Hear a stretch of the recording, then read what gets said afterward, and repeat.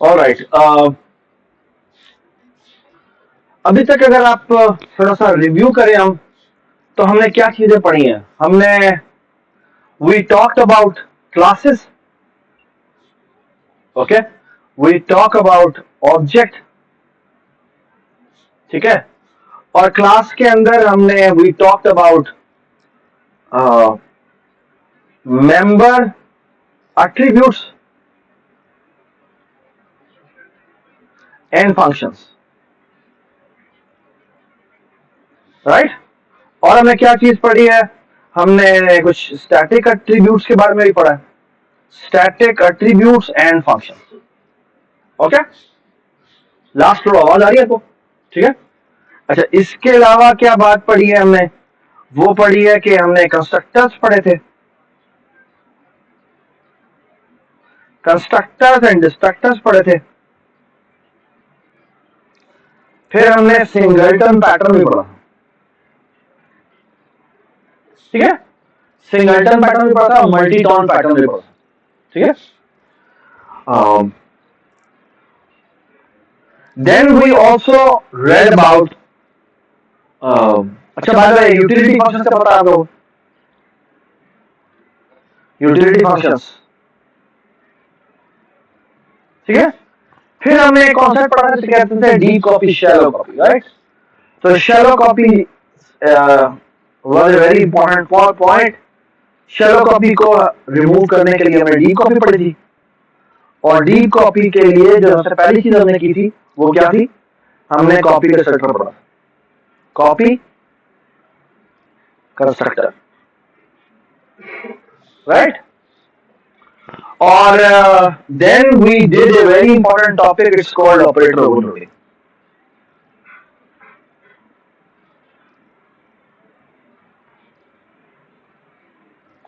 Overloading, जिसमें हमने तकरीबन तमाम ऑपरेटर ओवरलोड किए थे। आपको पता होना चाहिए कि कौन कौन सा ऑपरेटर ओवरलोड नहीं हो सकता, आपको पता होना चाहिए कौन कौन सा ऑपरेटर ओवरलोड नहीं हो सकता।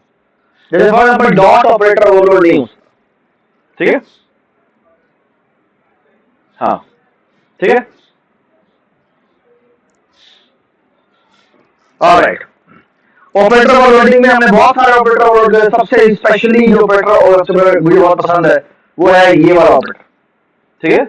It's a very powerful operator in sense कि आप इससे कुछ भी काम करवा सकते हैं, ठीक है। यू डिफाइन कितने पैरामीटर चाहिए, अदरवाइज जितने भी ऑपरेटर होते हैं उनकी जो पैरामीटर लिस्ट होती है वो डिफाइंड होती है, ठीक है। जैसे एडिशन है, एडिशन का हमें पता है कि इसमें दो पैरामीटर जाएंगे।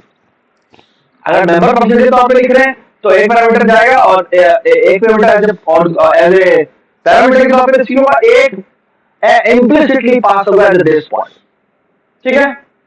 सो फार so good, everybody understand? Talish है, गुड।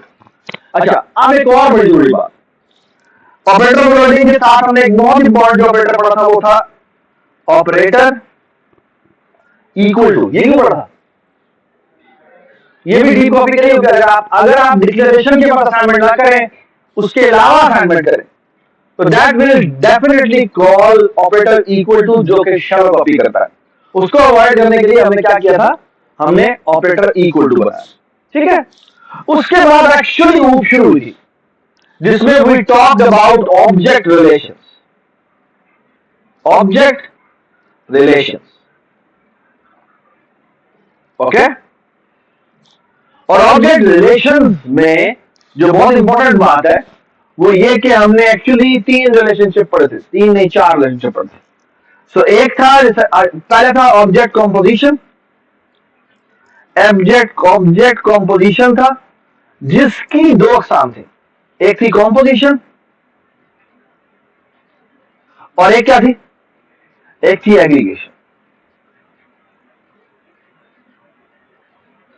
ठीक है जी। कॉम्पोजिशन के लिए क्या जरूरी होता है? जरूरी ये होता है कि इसमें there is a whole and then there is a part. So आप कहते हैं कि ये जो होल है ये इसका हिस्सा है, ठीक है। ये तस्वीर होती है, इसे कहते हैं इसे क्लास डायग्राम कहते हैं। ये जो एरो है ना, ये बताता है कि किसका ऑब्जेक्ट किसके अंदर मौजूद है, किसका ऑब्जेक्ट किसके अंदर मौजूद है। तो फॉर एग्जांपल आप कहेंगे कि जो पी का ऑब्जेक्ट है वो डब्ल्यू के अंदर मौजूद है। आपको ये बात समझ आई? कि that is what it how it is defined. Usually composition को मेरे ख्याल में फील्ड डायमंड से लाया करते हैं।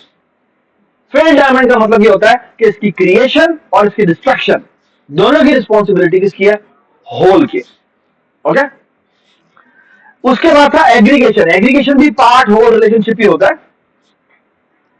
The only difference is कि पहली बात तो ये कि यहां पर हम डायमंड जो बनाते हैं वो ओपन डायमंड होता है, ठीक है? It's exactly the same. The only difference is कि एग्रीगेशन में जो पार्ट है वो क्रिएट करना होल की रिस्पॉन्सिबिलिटी नहीं होता, ना ही डिस्ट्रॉय करना उसकी रिस्पॉन्सिबिलिटी होता। जिसकी हमने बहुत सारी एग्जांपल पढ़ी थी। जैसे एक एग्जांपल थी कि टीचर और डिपार्टमेंट जो होता है वो एक्चुअली एग्रीगेशन है, ठीक है?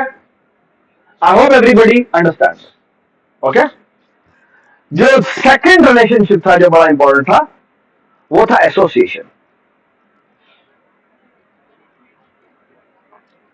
ओके, एसोसिएशन के अंदर जो इंपॉर्टेंट चीज है वो ये कि देयर आर टू क्लासेस जिनके दरमियान में रिलेशनशिप होता है, and there are two independent classes. There are two independent classes. Okay, अच्छा, जिसके पास जिसकी इंफॉर्मेशन होनी होती है, so what we actually hold is just a pointer. So for example ये एरो पड़ा हुआ है, इसका मतलब क्या है? क्या होना चाहिए इसका मतलब? ए के पास बी का ऑब्जेक्ट मौजूद है। यहां पर ऐसा नहीं होता। यहां पर हम कहते हैं पी से एरो इधर जा रहा है, लेकिन ऑब्जेक्ट किसके अंदर मौजूद है? होल के अंदर मौजूद। यहां पर ए के पास बी का पॉइंटर है, तो जिसके पास जिसका पॉइंटर होता है उसकी तरफ से एरो निकल रहा होगा। तो ये थोड़ा सा ट्विस्टेड है यहां पर। Okay, alright. और बाद में एसोसिएशन टू वे हो सकती है, जैसे हमने देखी थी। क्या देखी थी? डॉक्टर और पेशेंट की हमने रिलेशनशिप देखा था। लेकिन उसके साथ बड़ी जो इंपॉर्टेंट बात है वो है इनडायरेक्ट रिकर्जन। इनडायरेक्ट रिकर्जन को अवॉइड करना होता है। क्यों? क्योंकि ऐसा हो सकता है कि आप एक फंक्शन है जो ए में भी मौजूद है और बी में भी मौजूद है। आप कहते हैं अच्छा भाई जब ए में तुम ऐड करो तो बी को भी ऐड करना, और बी भी यही कहता है कि जब बी में ए ऐड होने के लिए आए तो आप ए को भी कह देना भैया भाई अपने आप को मुझ में ऐड कर लो। ये बात समझ? तो अगर ये आप कर देंगे तो उससे इन्फिनिट रिकर्जन में कन्वर्ट हो जाएगा। So what you do is that's actually called indirect recursion. Okay, इसने ऐसे कॉल किया, इसको कॉल किया, इसको कॉल किया, तो ये इन्फिनिट लूप में फंस जाएगा। So how to avoid that? There could be multiple ways to handle it. Okay, कुछ तरीका हो सकता है कि आप ग्लोबल वेरिएबल रख लें, यानी आप पहले चेक कर लें कि उस वेक्टर एक काइंड ऑफ पीछे आप एक मेमोरी रख लें कि भाई ये पॉइंटर पहले ही मैंने ऐड तो नहीं किया हुआ, अगर ऐड किया हुआ तो आप ऐड ना करें। I hope everybody understand. This could be one idea. And second idea could be कि मैं क्या करता हूं कि मैं कन्वेंशन बना लेता हूं कि पेशेंट जो होगा वो डॉक्टर को कॉल नहीं कर सकता, डॉक्टर पेशेंट को कॉल कर सकता। ये बात है? So you just make one convention and you go with that. Okay? और आई थिंक एक हमने और भी बड़ी चीज क्या करा, डिपेंडेंसी रिलेशनशिप। ठीक है, डिपेंडेंसी रिलेशनशिप था जैसे सी आउट होता है, सी आउट होता है या फाइल स्ट्रीम ऑब्जेक्ट्स होते हैं, इनके ऊपर हमारी डिपेंडेंसी होती है। ठीक है, all these are actually objects relationships. They are all object relationships because यहां पर जो हम बात कर रहे हैं वो ऑब्जेक्ट्स की आपस में कम्युनिकेशन। ओके, ये बात समझ गई? आज जो हम रिलेशनशिप पढ़ने जा रहे हैं वो ऑब्जेक्ट का रिलेशनशिप नहीं है, वो क्लासेस का रिलेशनशिप है। Okay okay, what is that mean? और अगर मुझे बात बताऊं, इस अभी जो मैं आपको रिलेशनशिप बता रहा हूं, इस रिलेशनशिप ने पूरी की पूरी जो कंप्यूटर साइंस की ऑपरेटिंग सिस्टम की स्पेशली इंडस्ट्री को बदल दिया। ग्राफिकल यूजर इंटरफेस, ये आप देखते हैं ना विंडोज फॉर्म्स और ये सारी की सारी इनहेरिटेंस की वजह से वजूद में आती है। What is the idea? It's such a simple and elegant idea. Okay, what is the idea? The idea is कि पहले हम कहते हैं रिलेशनशिप है क्या। रिलेशनशिप ये है कि आपके पास एक ए क्लास है और आपके पास यहां पे कुछ चिल्ड्रन क्लासेस हैं, C1, C2, C3, C4, C5, okay. और आप कहते हैं, अब गौर से मेरी बात सुनिएगा, आप कहते हैं ये जो सारे के सारी चिल्ड्रन है ये एक्चुअली सारे इससे रिलेटेड है, और यूजुअली इसके लिए जो सिंबल यूज होती है ना वो ये वाला एरो होता है, ओके। और इसके लिए जो वर्ब यूज होता है ना उसे कहते हैं इज आर रिलेशनशिप। कौन सा रिलेशनशिप? इज आर रिलेशनशिप, ठीक है, इज आर रिलेशनशिप, ठीक है। फॉर एग्जाम्पल मैं आपको बताता हूं, फॉर एग्जाम्पल मैं कहता हूं कि मैंने एक क्लास बनाई, उस क्लास का नाम रखा पर्सन, ठीक है। अब पर्सन की क्लास में क्या होगा आपके ख्याल में? ऑफ कोर्स अगर पाकिस्तानी ह्यूमन बीइंग की बात करें तो उसका क्या होगा? उसका कुछ नाम होगा, उसका CNSE नंबर होगा, ठीक है, उसकी जेंडर होगी, ठीक है, and so on so forth, date of birth होगी, वगैरह वगैरह, एक पूरी इंफॉर्मेशन होगी, ठीक है। अब थोड़ा सा समझने की कोशिश करें मैं क्या बात कर रहा हूं। मैडम ये देखें, so now look at this what I am about to do. अब ये पर्सन की मैंने सारी की सारी इंप्लीमेंटेशन की है, उसके अंदर हो सकता है मैंने 50 फंक्शन इंप्लीमेंट किए, ओके, और फिर 10-20 के करीब हमारे एट्रीब्यूट्स भी हैं जिनके ऊपर मैंने काम किया हुआ है, ठीक है। अब यहां पर बेसिकली क्या है, वो सारे के सारे फंक्शंस हैं जो मैंने यहां पर लिखे हुए हैं, okay. Now look at this, what I am going to do is the following, I will, अब देखिए फॉर एग्जांपल मैं कहता हूं मैं एक और क्लास बनाता हूं जिसका नाम रखता हूं टीचर, और एक और क्लास बनाता हूं इसका नाम रखता हूं लेट्स से स्टाफ मेंबर, और एक और है जिसका नाम है जी student. All these three classes, they are persons as well. They are persons as well. अच्छा, अब एक तरीकेकार क्या हो सकता है, ट्राई टू अंडरस्टैंड कि मैं क्या कह रहा हूं। एक तरीकेकार ये हो सकता है कि मैं क्या करूं, मैं करूं कि मैं इस पर्सन क्लास का, ये इस पर्सन क्लास है, इस पर्सन क्लास का एक ऑब्जेक्ट इसके अंदर बनाकर, इसके अंदर बनाकर, इसके अंदर बनाकर, ये बात सुन रहे? क्यों? क्योंकि वो सारी चीजें जो पर्सन में है वो इसमें भी है, ये बात सुन, इनहेरिटेंस इस चीज को अवॉइड होती है, ओके। क्यों? अगर मैं करूंगा तो क्या होगा, फॉर एग्जांपल मैं कहता हूं अगर मैं ये कर दूं, सो अगर मैं कह दूं क्या कि मैंने पर्सन टाइप का एक P बनाया है, या पॉइंटर के थ्रू P बनाया जो कि एलोकेट होता है इसकी कंस्ट्रक्टर के अंदर।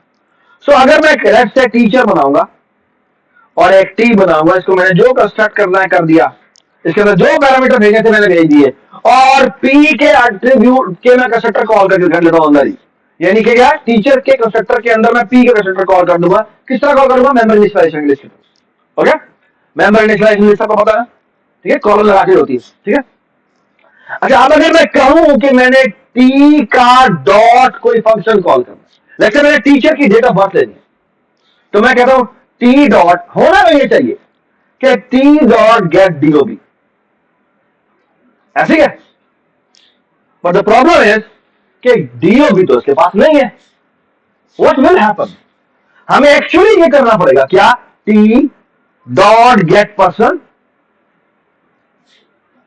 और फिर उसका डॉट गेट DOB कॉल करना पड़ेगा। आपको ये बात समझ में क्या बात की है ना? एक्चुअली इनहेरिटेंस सिर्फ एक काम करती है, और वो काम पता क्या है? वो काम है ये रिमूव कर, यानी कि जो डॉट गेट पर्सन है ये नहीं होगा, ओके। ये जो डॉट गेट पर्सन, ये सारी वो इंप्लीमेंटेशन जो उसमें पड़ी हुई है ना, मैं सिर्फ और सिर्फ क्या कहूंगा, मैं कहूंगा कि मेरी जो ये क्लासें हैं ये एक्चुअली इससे इनहेरिट होती है, ये भी इससे इनहेरिट होती है, ये भी इससे इनहेरिट होती है। जिसका मतलब क्या है? इसका मतलब है तमाम वो चीजें, तमाम वो एट्रीब्यूट्स जो इसके अंदर मौजूद थे वो अब इसका हिस्सा हो जाएंगे। इसी तरह तमाम वो फंक्शंस जो इसके अंदर मौजूद है वो तमाम के तमाम फंक्शंस इस क्लास के अंदर मौजूद होंगे। ये बात सुन रहे हैं? आपको दोबारा से इंप्लीमेंट करने की जरूरत नहीं पड़ेगी। So all the things which are in the parent class they will automatically will appear in the children class. आपको ये बात समझ में आई क्या बात की? आपको एक लाइन में इंप्लीमेंट नहीं करनी पड़ेगी. ओके, आपको इवन गेटअप भी बनाना पड़ेगा. वो तमाम चीजें जो कि आपने पेरेंट क्लास में बताई थी, वो सारी की सारी एज ए प्रॉपर्टी यहां पर आपके पास है. बिल्कुल वैसे ही जैसे आप रियल लाइफ में अपने पेरेंट्स से चीजें इनहेरिट करते हैं. यानी आपने तो गाड़ी नहीं खरीदी ना, अभी तो आपकी औकात नहीं हुई इतनी, है ना? तो आप, लेकिन आप घर की जो गाड़ी होती है कहते हैं मेरी गाड़ी है. क्यों कहते हैं? क्योंकि आपके पेरेंट्स की जो गाड़ी है वो आपकी गाड़ी है. हालांकि अभी तक उन्होंने आपको ट्रांसफर भी नहीं की, लेकिन आप कहते नहीं जी नहीं मेरी गाड़ी है ना? आपको ये बात समझ में? क्यों? क्योंकि आप उनसे इनहेरिट किए हैं. आपने ये बात समझ में? आपने वो चाहा तमाम चीजें उनसे क्या किए? इनहेरिट किए. आई होप एवरीबडी अप्रिशिएट कि ये आइडिया कितना खूबसूरत आइडिया है. ओके, सो फार सो गुड. Everybody understand? किसी को कंफ्यूजन तो नहीं है? आपको सबको समझ में आ गया आइडिया क्या? क्योंकि लेक्चर कंप्लीट हो चुका है. Okay, the rest of the thing is I have to just show you in C++ how to do it. Inheritance relationship कैसे बनाते हैं? That is the only thing I have to tell you now. Okay? दो तीन चीजें जो C++ specific है वो आपको बतानी पड़ेगी. ठीक है? आपको आइडिया समझ में आ गया? आप आइडिया की खूबसूरती समझ में आ गई क्या चीज है? ठीक है?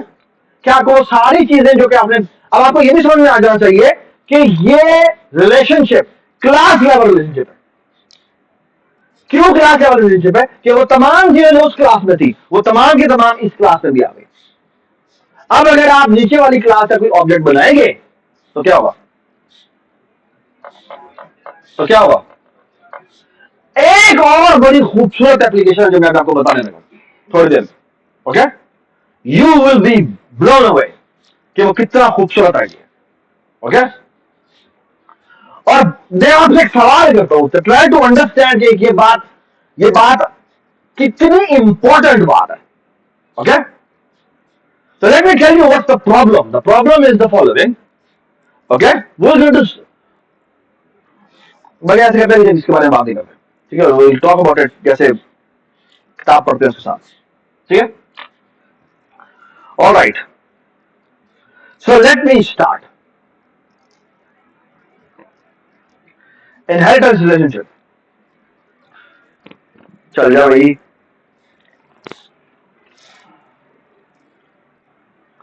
All right. ये देखिए, अब ये आपके सामने नजर आ रहा है. फ्रूट की हमने क्लास बनाई है. ठीक है, can say apple is a fruit and banana is also fruit. So तमाम चीजें जो फ्रूट क्लास में अवेलेबल होगी वो तमाम की तमाम बनाना जो है या जो एप्पल क्लास है वो इनहेरिट कर लेगी. आपको दोबारा से बनाने की जरूरत नहीं है. ओके, एक और बड़ी मशहूर हायरार्की है जिसे कहते हैं शेप हायरार्की. ये देखिए, ये क्या है? शेप हायरार्की है. क्या हुआ उसमें? शेप है.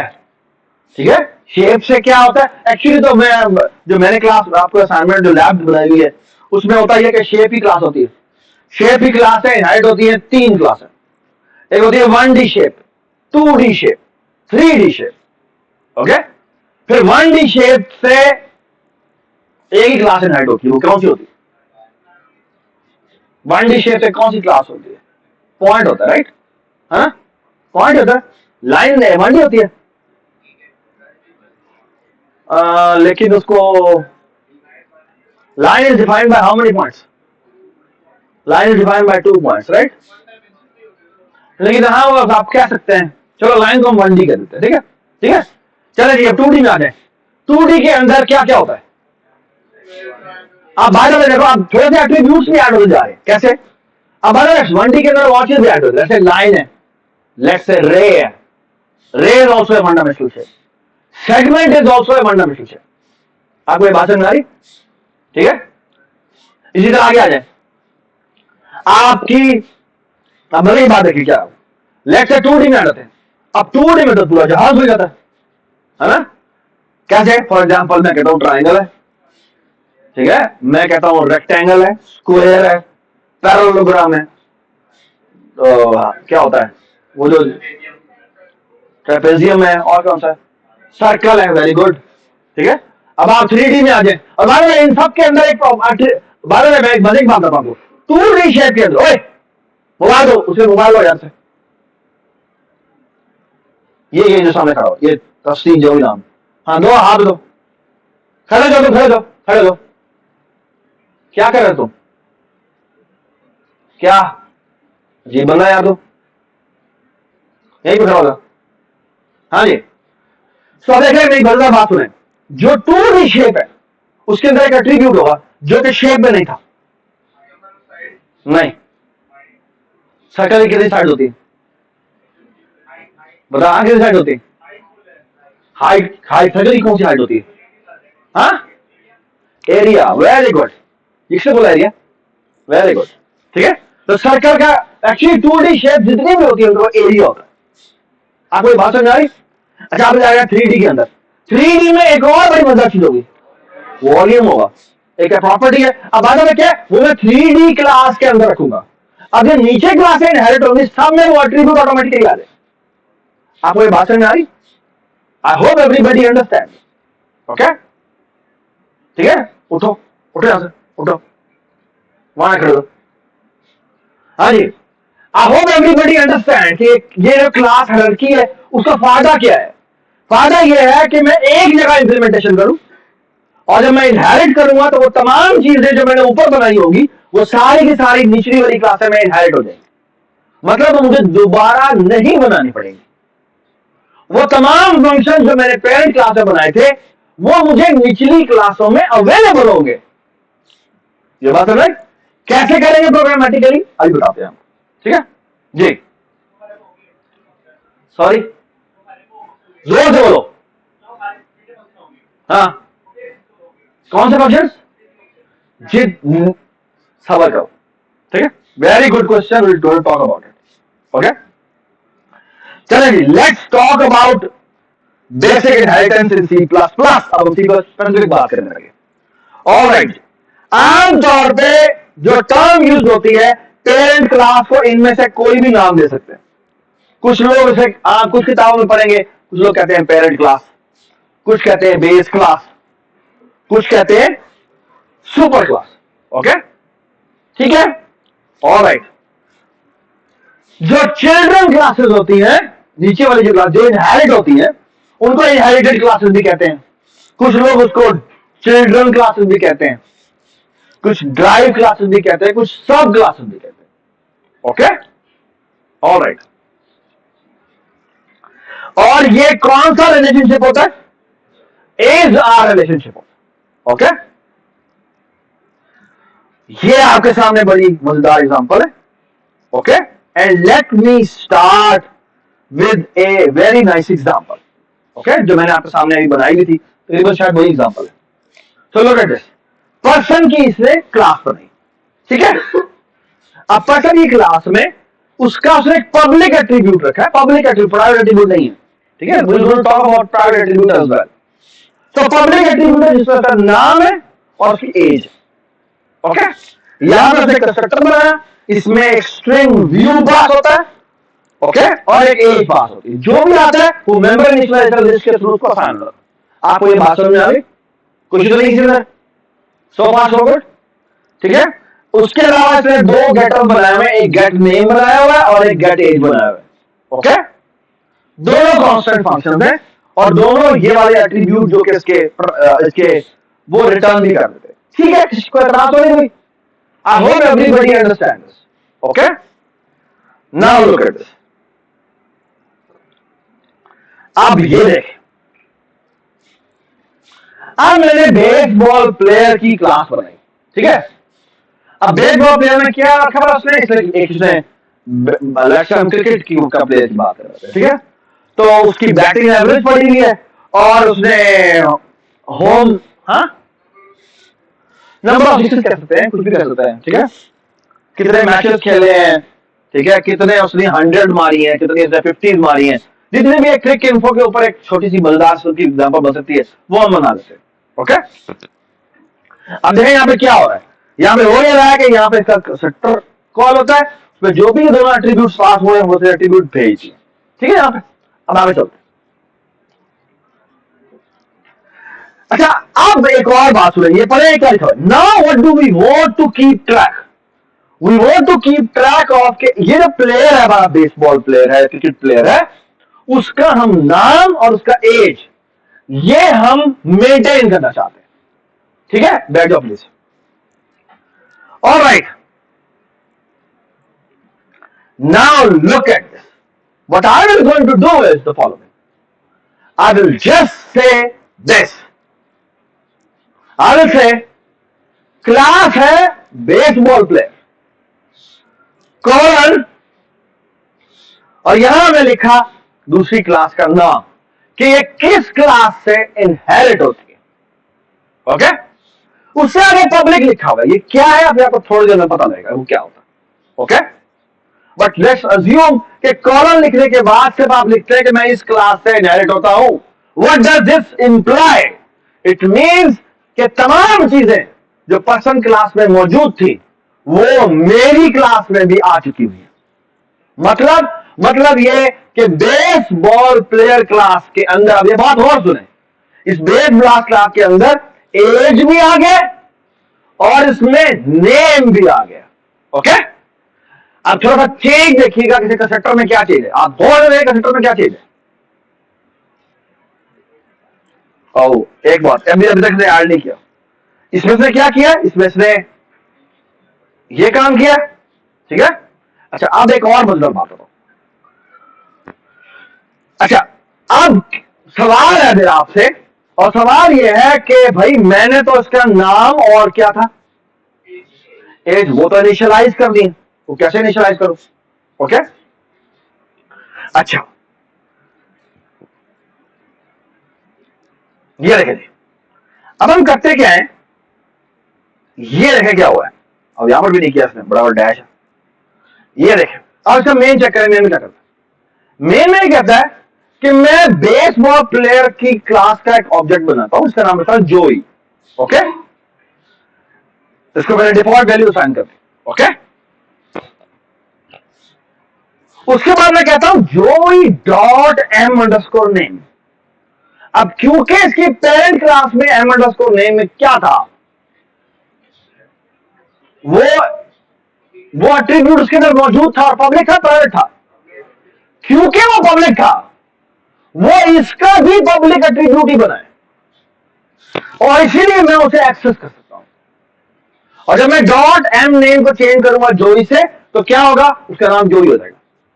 अब मेरी बात देखें, मैं जोई क्लास का जो ऑब्जेक्ट है, जो किसका ऑब्जेक्ट है, वो है बेसबॉल प्लेयर का, मैं उसका डॉट गेट नेम कॉल कर रहा हूं।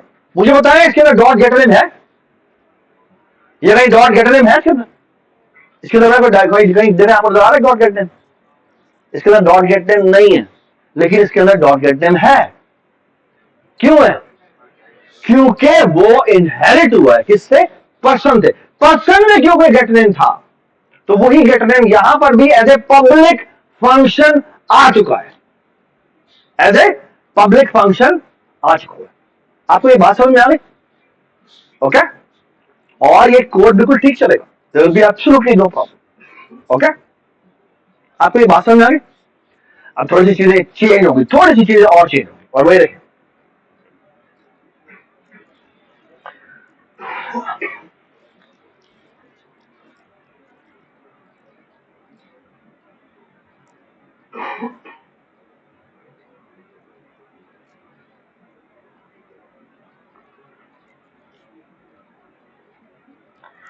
let's look at this example।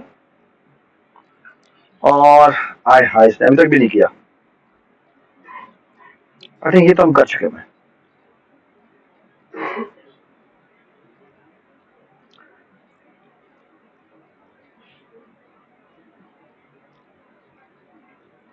अब इधर आ जाए।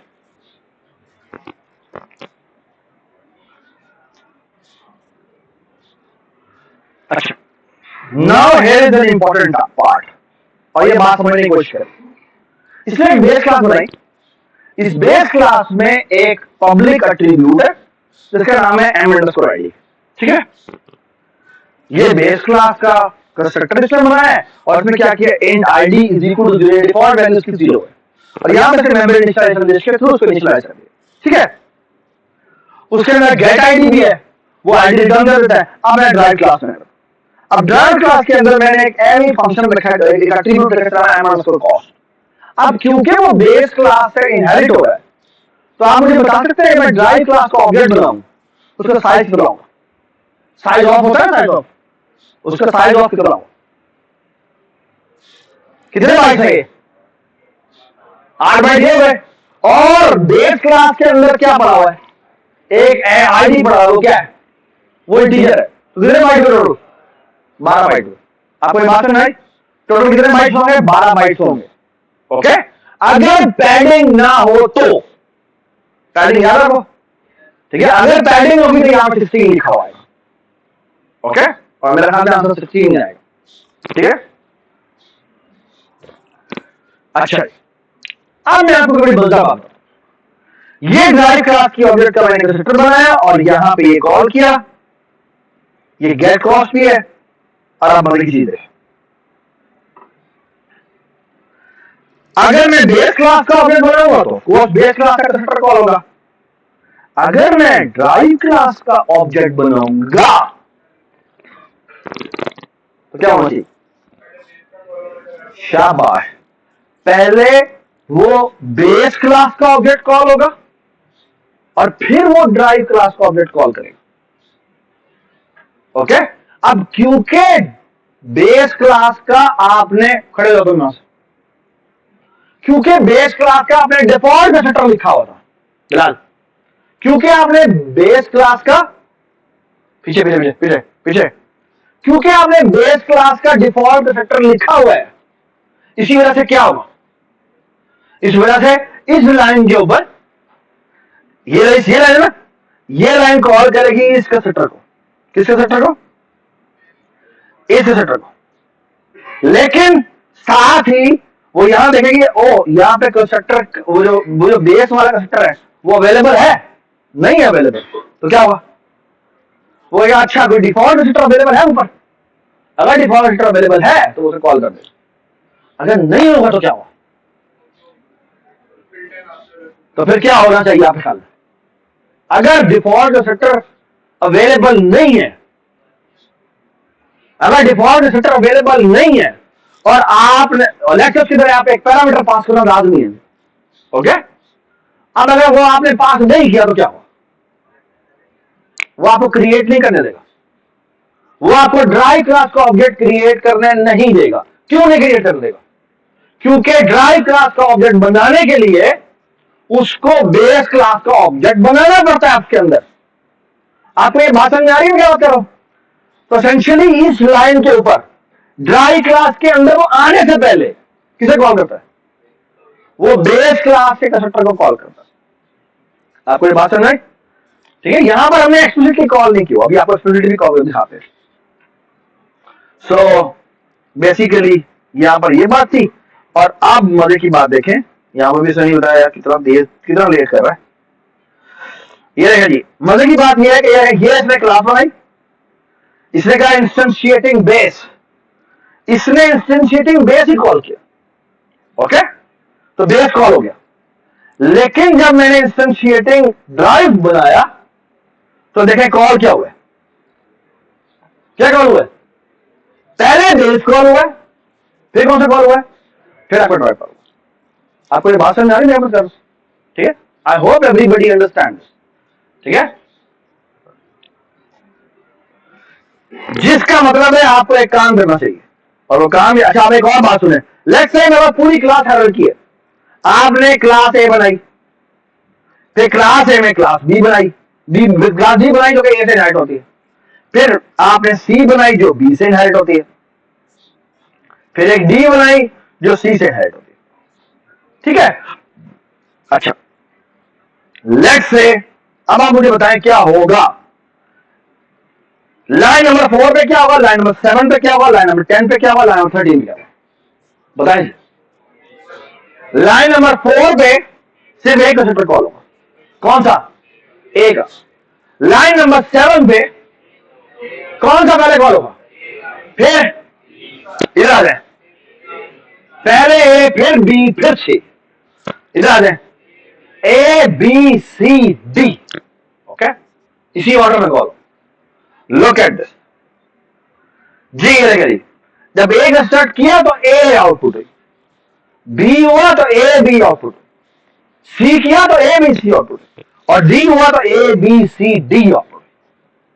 आई होप एवरीबडी अंडरस्टैंड, ओके। उठो, यहां पर यहां बैठो, उठो, यहां खड़े हो जाओ, यहां खड़े हो जाओ बेटा। आई होप एवरीबडी अंडरस्टैंड किस ऑर्डर में कंस्ट्रक्टर्स कॉल हो रहे हैं। और आपको एक मैं मजे की बात बताऊं, essentially inheritance C plus plus backend पे जो इंप्लीमेंट करता है वो ऐसे कॉम्पोजिशन करता है। कॉम्पोजिशन में क्या होता है, पहले पार्ट बनता है फिर होल बनता है। आपको ये बात समझ आ रही? बिल्कुल उसी तरह यहां पर भी इनहेरिटेंस में बैकएंड पे अगर आप देखें तो इंप्लीमेंटेशन बिल्कुल वैसे ही हो रही है। क्या हो रहा है, क्या हो रहा है, जो पेरेंट है वो एज ए पार्ट के तौर पे अंदर उसने हिडन रखा हुआ है और वो कॉल करता है कि भाई पहले तुम क्रिएट करो। ये बात समझ आई? अब हम आपको एक्सप्लिसिटली कॉल करके दिखाते हैं constructor, okay. So look at,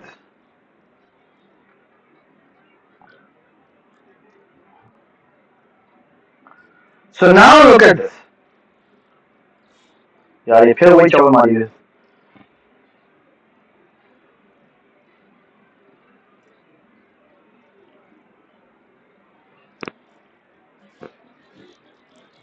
अच्छा, अब ये देखें,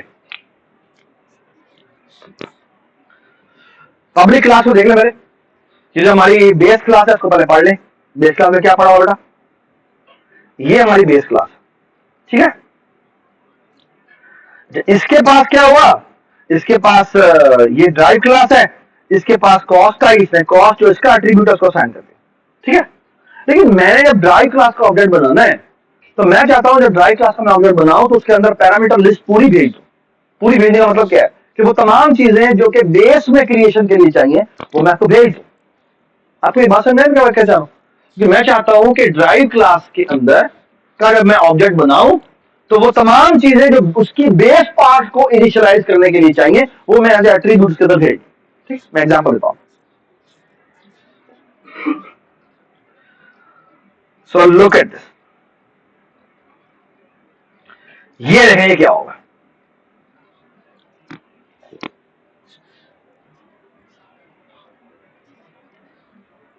ये क्या होगा,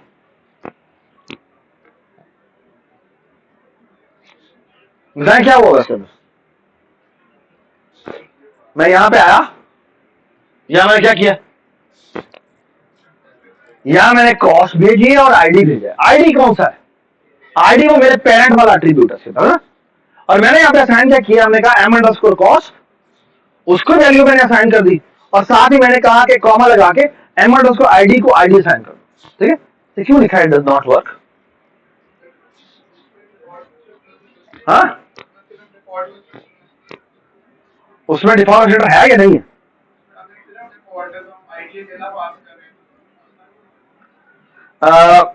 मेरा ये ख्याल है कि वो ये कह रहा है, मेरा ये ख्याल है कि वो ये क्या कह रहा है, मेरे ख्याल में चल फिर भी जाएगा। मैं अभी बना देख लेते हैं। ये देखते हैं यहाँ पे आए, ओह तुमने ये किया हुआ है।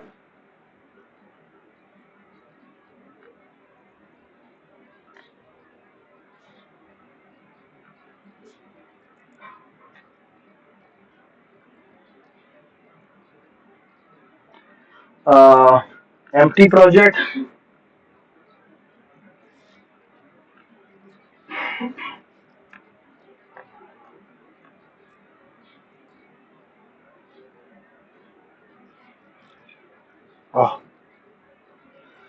तो यहां पे आया मैं, यहां पे मैंने एक क्लास बनाई,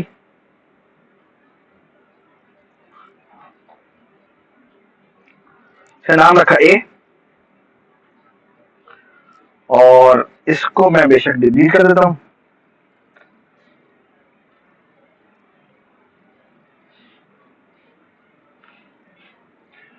और इसमें जाके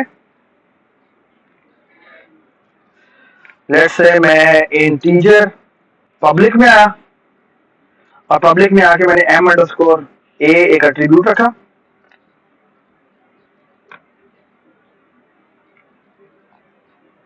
ठीक है, और मैंने यहाँ पे एक टाइप का कंस्ट्रक्टर बनाया, इसका नाम रखा अंडरस्कोर टी, और ये करता है, ये बेसिकली ये काम करता है। ठीक है,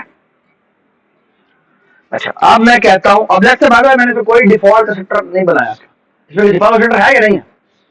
नहीं है। ठीक है, अच्छा अब मैं जाता हूं यहाँ पे, यार तुम इसका ये जो ऑटो कट है ना वो डिसेबल कर अगली क्लास में। ठीक है, मैं यहाँ पे एक नया आइटम बनाता हूँ, यहाँ पे मैं एक और हेडर फाइल बनाता हूँ, इसका नाम रखता हूँ b.h।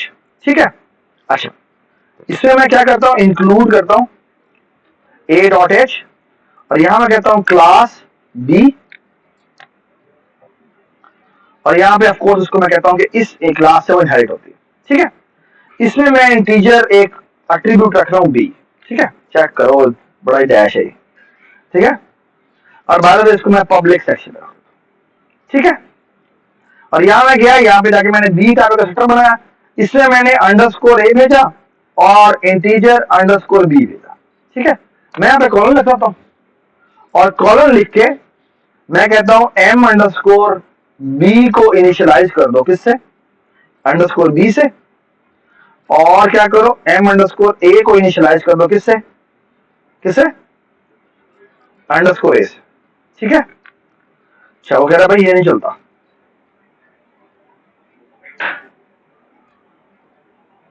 भाई ये अलाउ नहीं है। ये क्यों अलाउ नहीं है वैसे?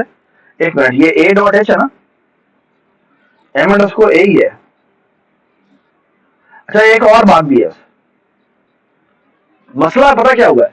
मसला ये हुआ है कि ना जब वो b को क्रिएट करने आया है ना, तो उसको b को क्रिएट करने से पहले a को क्रिएट करना। अब a को क्रिएट करने के लिए हमने तो कोई पैरामीटर भेजे ही नहीं।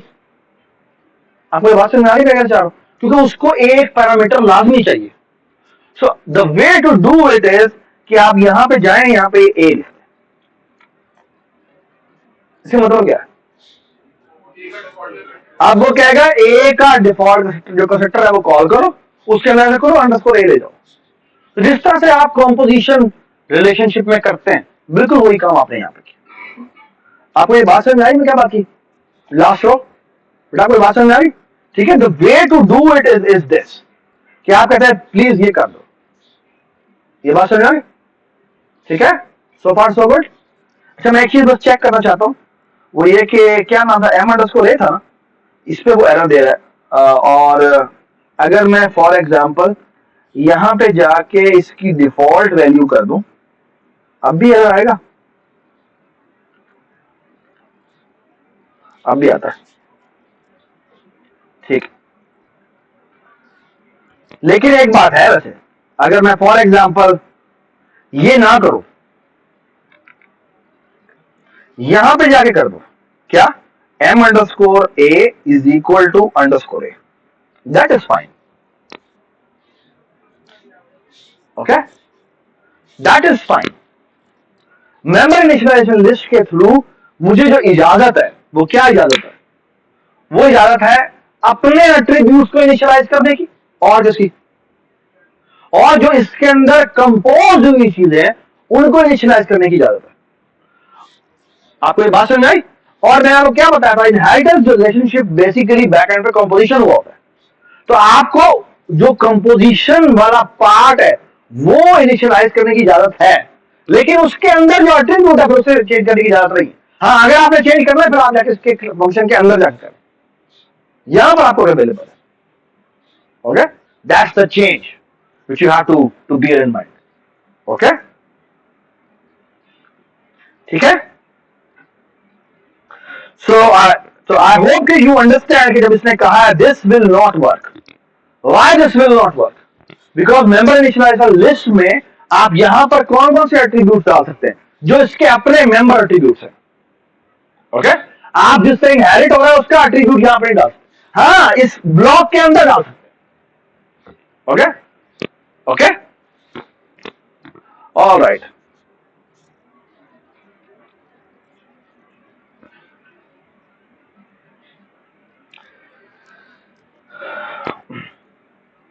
ये देखें जी, वो कह रहा है ये आपको इजाजत है, दिस इज परफेक्ट, जो भी अभी हमने किया। ओके, क्या किया इसने? जो सेकंड एट्रीब्यूट आया था उसको यहां से निकाल, but this is a very bad programming practice. क्यों? मतलब क्यों? Why this is a very bad programming practice? जी भाई जोर से बोलो। Why this is a very bad programming practice? जी बिलाल। नहीं, ये वजह नहीं जी। दोबारा बेटा। एक तो बड़ी जरूरी बात, क्रिएशन के वक्त इनिशियलाइजेशन होनी चाहिए। दूसरी एक और बड़ी जरूरी बात, क्या? जोर से बोलो बेटा। नहीं समझ आई, दोबारा बताओ, कोई और बताए।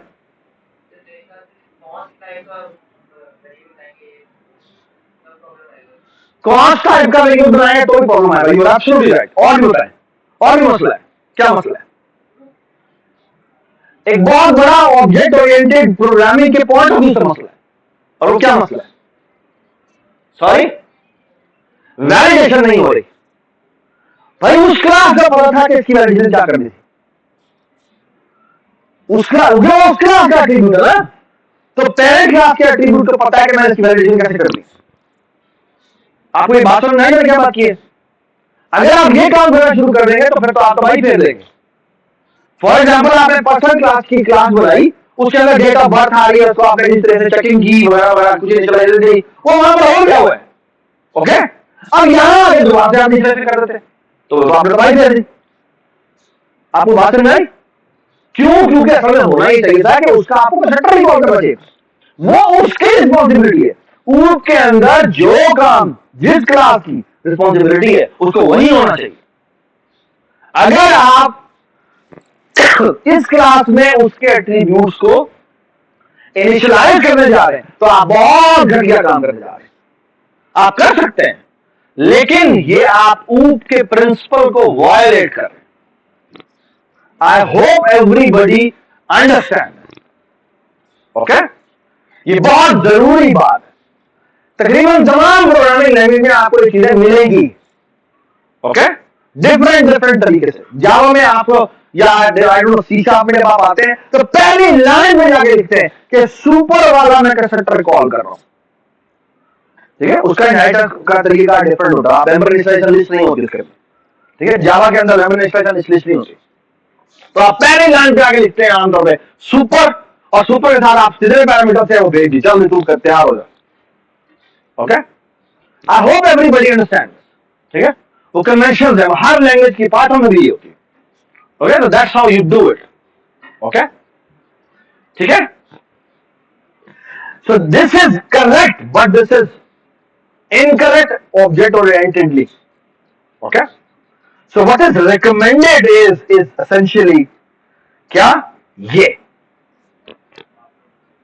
ठीक है कि आप बेस क्लास का नाम लिखेंगे और जो जो पैरामीटर लिस्ट उसको चाहिए क्रिएशन के लिए और जो इसके अंदर एज ए आर्गुमेंट के तौर पे आएगी आप उसको पास करें।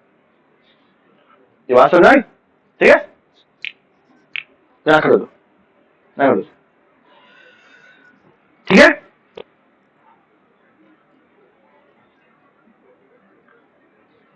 तो ये देखें जी, हमने क्या किया, हमने ड्राइव क्लास में ये 1.3 और 5 भेज दिए। ये ऑटोमेटिकली ये वाला कंस्ट्रक्टर कॉल होगा और ये एंड है, ये हमारा उस बेस क्लास के लिए कॉल हो जाएगा। And I hope everybody understand ये क्या हो रहा है। ओके, और मैंने लिखा हमने यही है, drive dot get ID, drive dot get cross. Get cross तो इस क्लास के अंदर ही लिखा हुआ है, और जो गेट आईडी है उसके पास कैसे आ गया? ये उसको इनहेरिटेंस से आ गया। Okay, alright, very good. और आई थिंक ये टेक्स्ट पढ़ना बहुत जरूरी है कि किस ऑर्डर में एग्जीक्यूशन हो रही हो। ओके, ये बड़ी जरूरी बात है। आपका कंस्ट्रक्टर कौन का,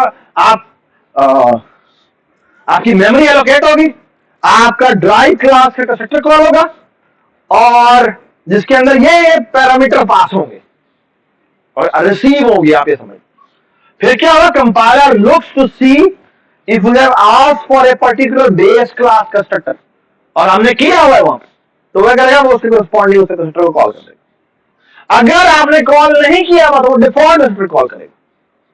अगर आपने डिफॉल्ट बनाया हुआ है तो अगर डिफॉल्ट नहीं बनाया हुआ तो वहीं पर आपको पकड़ लेगा, भाई आप तो बेस क्लास को तो क्रिएट कर नहीं सकते, तो आप कहां से क्रिएट होने जा रहे हैं, आप नहीं क्रिएट हो सकते। ये आपको बात समझ में आई मैंने क्या बात की? जो बेस क्लास की क्रिएशन जब तक नहीं होगी उससे भी क्रिएशन भी नहीं होगी। ओके, बिल्कुल वैसे ही जैसे कंपोज ऑब्जेक्ट, अगर उसका डिफॉल्ट एडिटर अवेलेबल नहीं है तो आपको मेंबर इनिशियलाइजर लिस्ट के अंदर उसे क्रिएट करना पड़ता है। ओके, उसके अंदर पैरामीटर पास करने पड़ते हैं। ओके, आगे आपको काइंडली जरूर खुद पढ़ना चाहिए, ठीक है। अब आपके साथ एक बड़ा मसला होने वाला है, और मसला क्या है? मसला यह है कि यहां पे इसने इसको प्राइवेट कर दिया। पहले वो पब्लिक था ना, तो बेस ड्राइव क्लास में भी वो पब्लिक था, अब आपने कर दिया प्राइवेट। अब जब आपने प्राइवेट कर दिया तो एक बात याद रखें, अब जब आप इनहेरिट करेंगे वो एट्रीब्यूट आपके पास आएगा तो सही, लेकिन एक्सेसिबल नहीं होगा। यानी आप साइज ऑफ करेंगे तो बकायदा लिखा हुआ आएगा कि आपका साइज है जी 12 बाइट, लेकिन आप उस एट्रीब्यूट को एक्सेस नहीं कर सकते। क्यों? क्योंकि वो पेरेंट क्लास का प्राइवेट एट्रीब्यूट है। ये बात समझ आई? आपको ये बात समझ आ रही क्या मसला है? अच्छा, तो इसका मतलब क्या है? अगर मैं अपनी चिल्ड्रन क्लासेस को उसकी एक्सेस देना चाहता हूं तो मसला क्या हो रहा है? तो जब पब्लिक रखे तो पब्लिक का मसला ये है, वो तो बाकी दुनिया को भी एक्सेस कर जाता है। आपको ये प्रॉब्लम समझ में आ रहा है क्या मसला?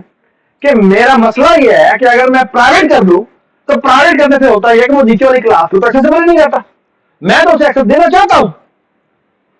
आपको ये बात समझ में आ रही है मैंने क्या बात की? ठीक है, जैसे फॉर एग्जांपल अगर 2D अरे 2D आप शेप बनाते, अब 2D शेप के अंदर मैंने एरिया का एट्रीब्यूट रखा हुआ है।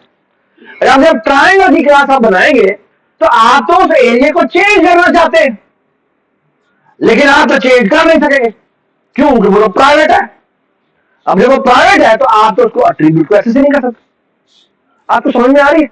अच्छा, पब्लिक कर दिया, पब्लिक करने का नुकसान क्या हुआ? अब मैं टी ट्रायंगल डॉट एरिया को ग्लोबली एक्सेस कर सकता हूं। ये तो और बड़ा हो गया, वो सारी वो की डेफिनेशन तबाह बर्बाद होगी। आपको ये बात समझ में आ रही है? क्या होता है? आपको ये बात समझ में आ रही? Do you understand the problem कि क्या मसला हो रहा है? कि अगर मैं पब्लिक करूं तो फिर तो ग्लोबल भी एक्सेसिबल रहता है, और अगर मैं उसे प्राइवेट कर दूं तो डाउन दी हायरार्की तो एक्सेसिबिलिटी खत्म हो जाती है, तो फिर तो हैक का फायदा क्या हुआ? आपको समझ में आ रहा है मसला हो रहा है? I hope everybody understood the problem. ये प्रॉब्लम क्या है? एक बार फिलहाल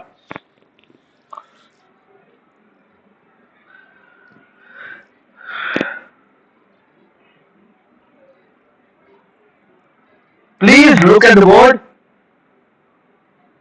हमने पर्सनल क्लास बनाई,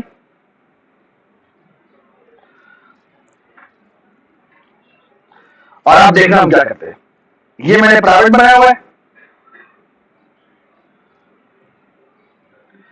ये हमने पर्सनल क्लास का इनिशियलाइजर कॉल कर दिया, हमने गेट बैटिंग एवरेज किया, हमने होम रन का किया, हमने मेन बनाया, पैड्रोस का नाम है, हमने गेट नेम कॉल किया, बिल्कुल गेट नेम कॉल हो गया, ठीक है,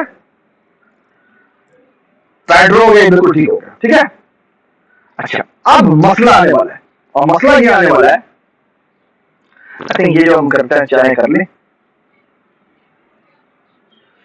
ये अभी तक आपको हमने दो एक्सेस मॉडिफायर बताए थे, एक्सेस स्पेसिफायर बताए, सॉरी। एक्सेस स्पेसिफायर क्या होते हैं? प्राइवेट और पब्लिक। ओके, अच्छा, there is another access specifier, उसका नाम होता है प्रोटेक्टेड। क्या होता है? Okay, what is that? अभी तक आपको इसका पता है, किसका? प्राइवेट का और पब्लिक का। Private is not accessible from the outside world, okay, public is accessible from the outside world, okay. There is a very beautiful access specifier, इसका नाम है प्रोटेक्टेड। अच्छा, प्रोटेक्टेड किसी भी चीज को कर दो तो क्या होता है? होता ही है कि वो हायरार्की में तो आपको बिल्कुल ऐसे ही लगता है जैसे वो पब्लिक एट्रीब्यूट, लेकिन जब आप उसका ऑब्जेक्ट बना के उसके एट्रीब्यूट को एक्सेस करने की कोशिश करेंगे, भाई खबरदार, ये तो प्राइवेट एट्रीब्यूट है। यानी क्या मतलब है, वो इन हायरार्की तो पब्लिक लगता है, लेकिन आउटसाइड हायरार्की वो क्या बिहेव करता है एज ए प्राइवेट एट्रीब्यूट। आपको ये बात समझ आई? That is what is called protected data member. Protected data members are, कौन से मेंबर होते हैं, जो कि क्या होते हैं, जो विद इन हायरार्की तो बिल्कुल पब्लिक की तरह आपको एक्सेसिबल होते हैं, लेकिन जो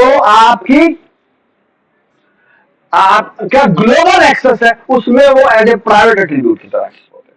मतलब ये देखें, लुक एट दिस, हमने बेस क्लास बनाई, उसके अंदर एक बेस क्लास के अंदर हमने एक पब्लिक सेक्शन रखा, क्या नाम है, एम पब्लिक, प्रोटेक्टेड रखा, एम प्रोटेक्टेड, और एक है प्राइवेट जिसका नाम है एम अंडरस्कोर प्राइवेट। ओके, अब जब मैं ड्राइव क्लास का ऑब्जेक्ट बनाऊंगा, उसको मैंने पब्लिक से इनहेरिट किया, पब्लिकली मैंने इनहेरिट किया। Okay, now look at this, this is correct. क्यों? क्योंकि ये तो पब्लिक एट्रीब्यूट एक्सेस कर रहा है। Okay, this is also correct, but this is incorrect. Why this is incorrect? क्यों? क्योंकि बेस क्लास में वो प्राइवेट एट्रीब्यूट था, वो आपको एक्सेसिबल नहीं है।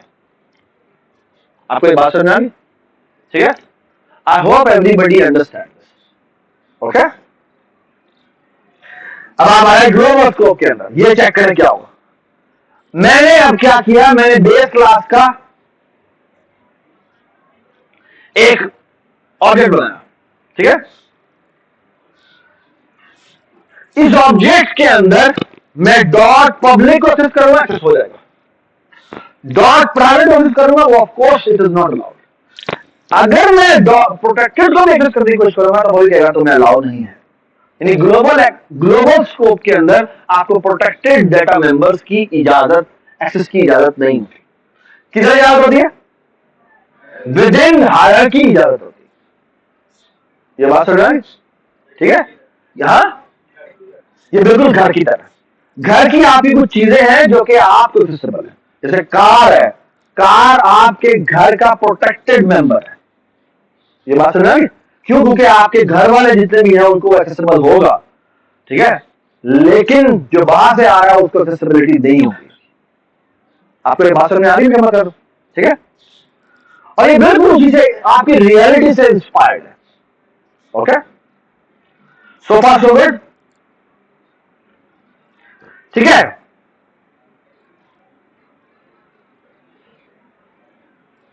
तो ये बड़ी जरूरी बात है। जो पब्लिक है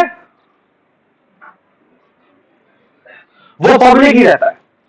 ओके, मतलब ये ड्राइव क्लास का भी जब ऑब्जेक्ट बनाएंगे तो उसका डॉट आप उसके ऑब्जेक्ट के थ्रू आप बेस का कोई पब्लिक एट्रीब्यूट एक्सेस करने की कोशिश करेंगे तो वो आपको इजाजत दे दे। ओके, अगर आप, अब और मेरी बात सुने, अगर बेस क्लास में कोई प्रोटेक्टेड डेटा मेंबर था और आपने इनहेरिटेंस की तो वो आपका क्या बन गया है? प्रोटेक्टेड डेटा मेंबर ही बन गया। मतलब ये ड्राइव क्लास के ऑब्जेक्ट के थ्रू अगर मैं इसके प्रोटेक्टेड डेटा मेंबर को outside the world, outside the class access करने की कोशिश करूंगा तो भाई क्या बात कर रहे हो, तुम्हें अवेलेबल नहीं है। यानी क्योंकि बेस क्लास के ऑब्जेक्ट के थ्रू एक्सेसिबल नहीं था तो भाई ड्राइव क्लास के ऑब्जेक्ट के थ्रू कैसे एक्सेसिबल हो सकता है? आपको ये बात समझ आ रही है बात ही? ठीक है, और ऑफ कोर्स प्राइवेट अगर है तो प्राइवेट तो विद इन हायरार्की भी आपको अवेलेबल नहीं। ये बात समझ आई? ठीक है,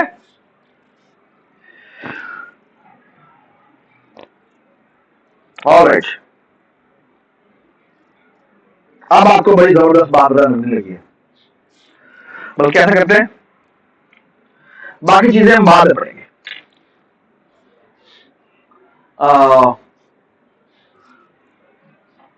We have only 3 minutes left. Let's not do calculator.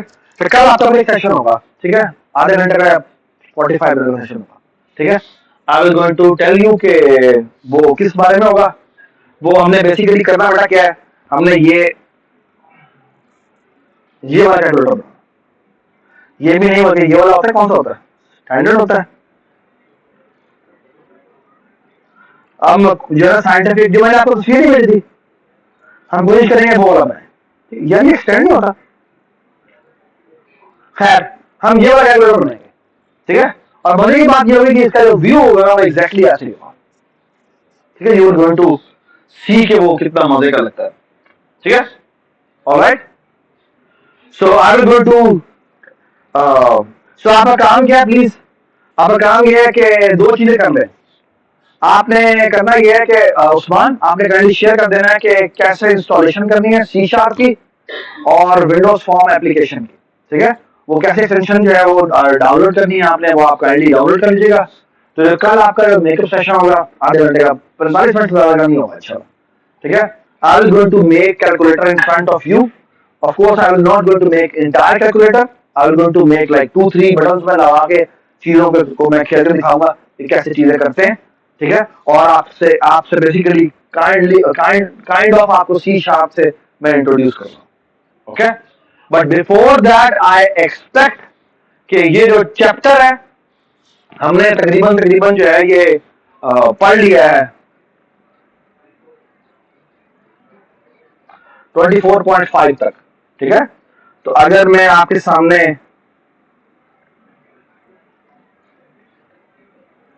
यार किधर गया,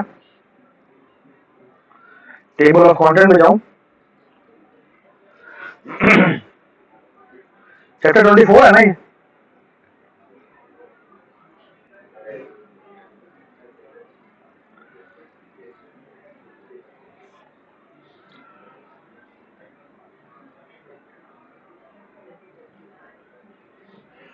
ये 4 टॉपिक पढ़े हुए हैं, that I will talk about in on in our Thursday class, ठीक है। और उसके बाद ये चैप्टर खत्म हो जाएगा, ठीक है। But tomorrow we have a class जिसमें I will going to make calculator in front of you, ठीक है। और it will start with a real bang, okay. क्यों? क्योंकि basically what I will going to do is I will going to make a Windows form application. और होगा ये कि हम जो अपना प्रोजेक्ट बनाएंगे ना वो इनहेरिट होगा विंडोज फॉर्म से, और विंडोज फॉर्म से इनहेरिट होने के नतीजे में without writing a single line of code आपके प्रोग्राम की जो आउटपुट होगी ना वो बिल्कुल ऐसे होगी जिस तरह कोई भी एक विंडोज फॉर्म एप्लीकेशन होती है। मतलब ये समझ आ रहा है, ये होता है एक पूरा, ये इसका पूरा लेआउट होता है, इसमें एक क्रॉस होता है, मैक्सिमाइज होता है, मिनिमाइज होता है। कि यहाँ पे क्लिक करें तो क्या होता है, डबल क्लिक करें तो क्या होता है, मिनिमाइज हो जाता है। और भी बहुत सारी फंक्शनैलिटीज उसके अंदर एज इट इज आ जाएगी, और वो उसके लिए आपने एक लाइन में कोड भी लिखा हुआ। क्यों? क्योंकि all you have done is कि आपने विंडोज फॉर्म एप्लीकेशन से अपने आप को इनहेरिट किया, ओके। वो तमाम फंक्शनैलिटी जो विंडोज फॉर्म ने आपको बना के दी है वो आपके पास इनहेरिट है। और फिर आप देखेंगे आपके बहुत सारी फंक्शनैलिटी और भी होगी, वो उसके अंदर कितनी खूबसूरती से हम आपके अंदर ऐड करेंगे। And we will going to make our first calculator, ठीक है। Thank you so much.